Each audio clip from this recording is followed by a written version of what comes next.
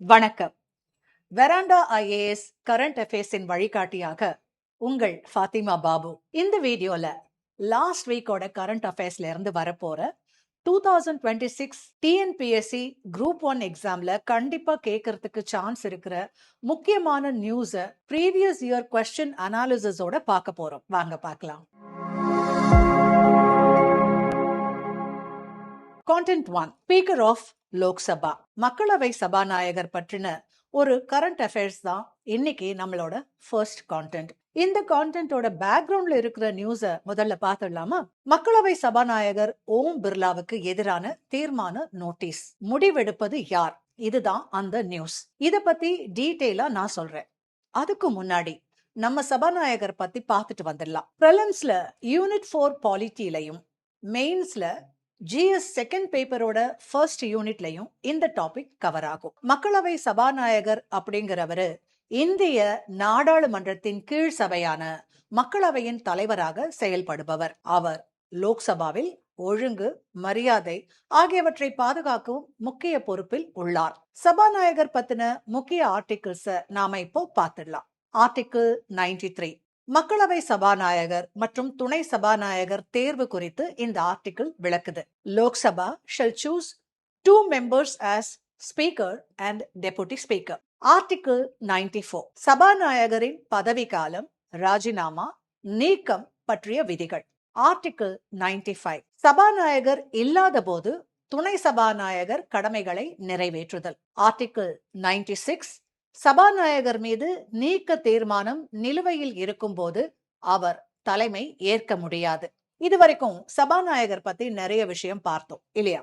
இப்போ இந்த static content current அஃபேர்ஸோட relate பண்ணி டிஎன்பிஎஸ்சி குரூப் 1 எக்ஸாம் பெர்ஸ்பெக்டிவ்ல பார்க்கலாம். சபாநாயகர் தான் பாராளுமன்ற ஜனநாயகத்தின் காவலர், கார்டியன் ஆஃப் பார்லிமெண்டரி டெமோக்ரசி. அரசாங்கம் மற்றும் எதிர்கட்சிக்கிடையே சமநிலை, சபையின் கண்ணியத்தை பாதுகாக்கும் அதிகாரம் அவரிடம்தான் இருக்கு. ஆனா தற்போதைய சபாநாயகர் மேல இந்த பணிகளையும் அவர் ஒழுங்கா செய்யாம ஒரு கட்சிக்கு ஆதரவா நடந்ததா எதிர்கட்சிகள் குற்றச்சாட்டு வச்சிருக்காங்க.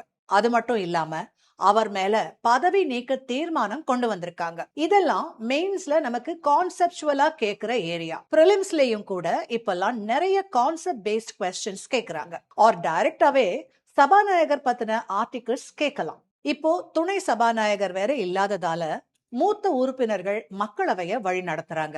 சோ இந்த நியூஸ் ரொம்பவே இம்பார்ட்டன்ட். ஃபைனலா இந்த டாபிக்ல என்ன ப்ரீவியஸ் இயர் கொஸ்டின்ஸ் கேட்டிருக்காங்கன்னு பார்க்கலாம். இந்த கேள்வியை பாருங்க. Article 94 of Indian constitution deals with இந்திய அரசியல் அமைப்பு விதி 94 விளக்குவது removal of the speaker and deputy speaker, சபாநாயகர் மற்றும் துணை சபாநாயகர் நீக்கம். இப்போ நம்ம இப்பதான் அந்த ஆர்டிகிள்ஸ் பத்தி எல்லாம் படிச்சுட்டு இருந்தோம். நீங்க படிச்சுட்டு போயிருக்கும் போது உங்களுக்கு நிச்சயமாகவே ஞாபகம் இருக்கும். சோ முதல் ஆப்ஷன்லயே அந்த ஆன்சரை நீங்க பாத்தீங்கன்னா மற்ற ஆப்ஷன்ஸை நீங்க பார்க்க வேண்டிய அவசியமே இல்லை. ஏன்னா உங்களுக்கு கொடுக்கப்படுற நேரம் ஒரு கேள்விக்கு 1 நிமிடத்திற்கும் உள்ளாக தான் இருக்கும். அதனால நீங்க டைம் வேஸ்ட் பண்ணாம நீங்க ஷுவரா இருக்கிற ஆன்சரை நீங்க டிக் பண்ணிட்டு போயிட்டே இருக்கலாம். ஏன்னா மற்ற ஆப்ஷன்ஸ் பாத்தீங்கன்னா chief judge, chief election commissioner, vice president இப்படி எல்லாம் வந்துட்டு இருக்கு இல்லையா? அதெல்லாம் நிச்சயமா இந்த கேள்விக்கான பதில்கள் இல்லைங்கிறது உங்களுக்கு தெரியும் பொழுது நீங்க நேரடியா உங்களோட ஃபர்ஸ்ட் ஆப்ஷனை டிக் பண்ணிட்டு அடுத்த கொஸ்டினுக்கு போயிடலாம். சரியா? இப்போ சபாநாயகர் பத்தி நாம டிஸ்கஸ் பண்ண ஆர்டிகல்ஸை கேட்டிருக்காங்க. இந்த வருஷம் கண்டிப்பா சபாநாயகர் பத்தி ஒரு கேள்வி இருக்கு குரூப் 1 எக்ஸாம்ல. அதை இந்த மாதிரி கரண்ட் அஃபேர்ஸா இல்லாம ஸ்டாட்டிக்கா கூட கேட்கலாம். நல்லா படிச்சுக்கோங்க. கான்டென்ட் 2. Finance commission. அடுத்ததா நிதி ஆணையம். இத பத்தின ஒரு எடிட்டோரியலா தான் பார்க்க போறோம். தென் மாநிலங்களுக்கு நீதி வழங்கியதா நிதி ஆணையம்? இது தி ஹிந்து நியூஸ் பேப்பர்ல ரீசெண்டா வந்த ஒரு எடிட்டோரியல். இந்த கான்டென்ட் நம்ம பிரிலிம்ஸ் அண்ட் மெயின்ஸ்ல போத் எக்கானமி, பாலிட்டின்னு 2 சப்ஜெக்ட்லயும் கேட்கலாம். இப்போ நிதி ஆணையம் பத்தி முக்கியமான சில எக்ஸாம் பெர்ஸ்பெக்டிவ் பாயிண்ட்ஸை பார்த்துடலாம்.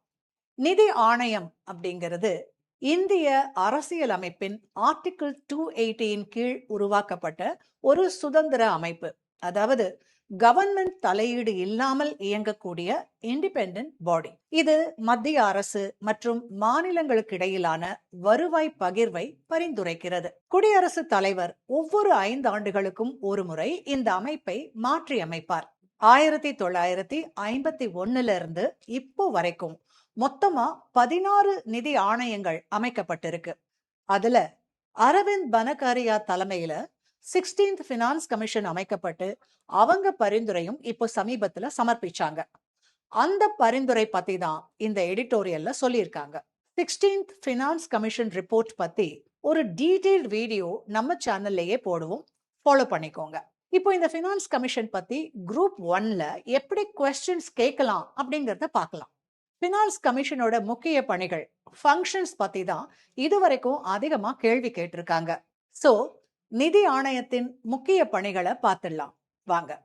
1. மத்திய வரிகளில் மாநிலங்களுக்கு வழங்க வேண்டிய பங்கை நிர்ணயித்தல், அதாவது டாக்ஸ் ஷேரிங். 2.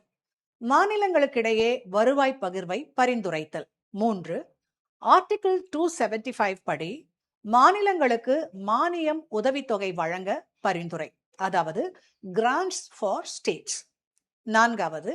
நிதி ஒழுங்கு மற்றும் நிலைத்தன்மை மேம்படுத்த ஆலோசனை, advice to improve financial stability. இதெல்லாம் செய்யறதுனால ஃபினான்ஸ் கமிஷன் இந்தியாவோட கூட்டாட்சி தன்மையை வலுப்படுத்துது.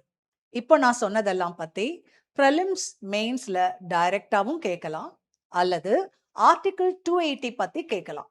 இல்லனா 16 நிதி ஆணையங்கள், அதன் தலைவர்கள், ஆண்டுகள், இத பத்தி எல்லாம் கேட்கலாம். வாங்க இப்போ ப்ரீவியஸ் இயர் கொஸ்டின்ஸை பார்த்துடலாம். இந்த கேள்வியை பாருங்க. இதுல நிதி ஆணையத்தோட பணிகள் பத்தி கேட்டிருக்காங்க. Which of the following is not the function of the Finance Commission in India? A. Preparation of union budget. B. The distribution of net proceeds of taxes between the union and the states. Recommend the principles which should govern the grants in aid. Any other matter to be referred to the President to promote sound finance.